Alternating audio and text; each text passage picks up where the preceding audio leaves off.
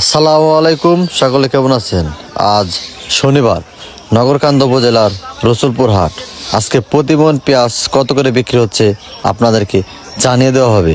তার আগে ভিডিওটি অবশ্যই শেয়ার করে অন্যদেরকে দেখার সুযোগ করে দিবেন, যাতে অন্যরাও জানতে পারে আজকে কত করে বিক্রি হলো প্রতি মন পেঁয়াজ। এবং প্রতিদিন পেঁয়াজের বাজার আপডেট খবর জানতে আইডিটি ফলো করে সাথেই থাকুন। আজকে প্রতি মন পেঁয়াজ বিক্রি হচ্ছে 900 থেকে 1000 টাকা করে মন। 900 থেকে 1000 টাকা করে বিক্রি হচ্ছে রসুলপুর হাটে। আপনাদের হাটে কত করে বিক্রি হচ্ছে অবশ্যই কমেন্ট করে জানাবেন। আমাদের এই হাট মিলে থাকে প্রতি শনিবার এবং মঙ্গলবার। আপনারা বিক্রি করতে চাইলে অবশ্যই চলে আসবেন। এই দামে পেঁয়াজ বিক্রি করে কিন্তু কৃষক ভাইয়েরা এবছর খুবই লজের মধ্যে আছে। ঠিক আছে, যে বাজার আশা করি সামনে দামটা যদি ভালো পায় কৃষক ভাইদের জন্য ভালো হবে। ব্যবসায়ী কত করে কিনতেছেন আজকে? সর্বোচ্চ বাজার ছিল কত? 900 950। পেঁয়াজও কিনতেছেন কম, বাজারের দামও কম, মানে কি হচ্ছে? খায় না কেউ, অথচ এখন তো খাওয়ার কথা। দেন এনার টাকাটা দিয়ে দেন, টাকাটা দিয়ে দেন। চাচ্ছি আমদানি অনেক বেশি। এই যে এই কুরবানিতে এত গরু খাবে, কুরবানির গরু খাবে, এখানে তো হিউজ পরিমাণ পেঁয়াজ প্রয়োজন। সেক্ষেত্রে এখন তো প্রচুর পেঁয়াজের দাম থাকা উচিত ছিল। দর্শক, ঈদের পরেও পেঁয়াজের দাম পাচ্ছে না কৃষক। কি হবে সেটা নিয়ে এখন দ্বিধাদ্বন্দ্বে রয়েছে কৃষক।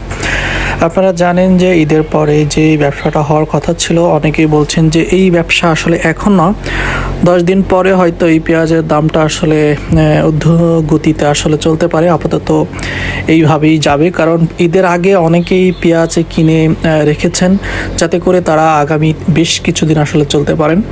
তো সেই জায়গায় বাজারে এই মুহূর্তে আসলে আমদানিও কম, এবং তারা বলছেন যে এই পেঁয়াজ আমরা যেখানে দিই সেখানের লোকজন আসলে কম, যার কারণে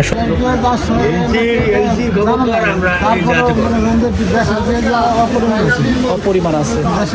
এরপর খাইতেছে না, দেশের ব্যাপারী গুলো আমার কত দাম হয়েছে, কত ব্যবসায়ীর সঙ্গে কথা বলছিলাম, তিনি বলছিলেন যে পেঁয়াজের আসলে কি পরিস্থিতি।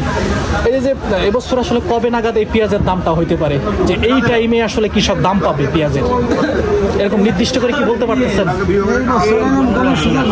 এই বছর অনেক মানুষ রাখছে মনে করে ধনে যারা একটু বেশি, মেশিন কিনে 1000 মেশিন 300-400 অনেকেই বলতেছেন যে আমরা মেশিনের পেঁয়াজও পচে যাচ্ছে।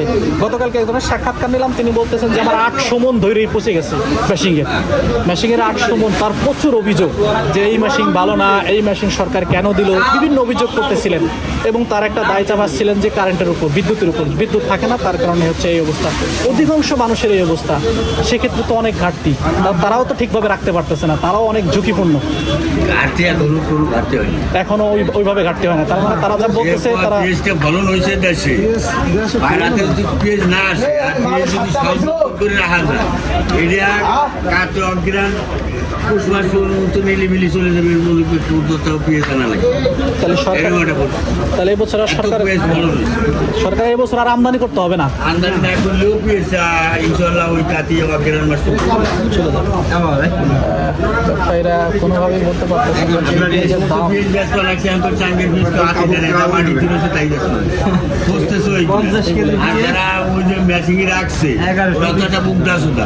ওরা হচ্ছে কিটা জানো, ওরা হলো ইসির মতো বানাই তার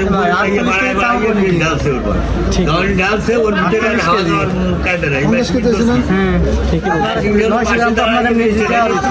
ভিতরে একটা ই থাকবে, লুজ থাকবে, সেই লুজটা আর নাই। এই দিশে বাড়াই এটা ভাই ওটা শেষ। কারেক্ট কথা বলছেন, আপনার কথা একদম 100%। আরে যাইতে হবে তো, এই জায়গা লাগে ভিতরে যাবে কেন? এইটা যদি ভাত খায় তাহলে সেটা ভিতরে যাবে, শরীরে পাড়া লাগানো যাবে না, পেঁয়াজের শরীরে পাড়া লাগানো যাবে না, গাইতে যাবে, তারপরে ওর নরম হয়ে যাবে, শরীর নরম হয়ে যাবে, একটা এই রস তৈরি হয়ে যাবে ভিতরে। ঠিক আছে, ঠিক আছে। একজন আপনি কি ব্যবসায়ী নাকি কৃষক? আমি কি ব্যবসায়ী, দুইটাই। এই কারণে আপনি বলতে পারছেন এরকম গভীরের কথা, না হলে এইভাবে আসলে কেউ বলতে পারে না।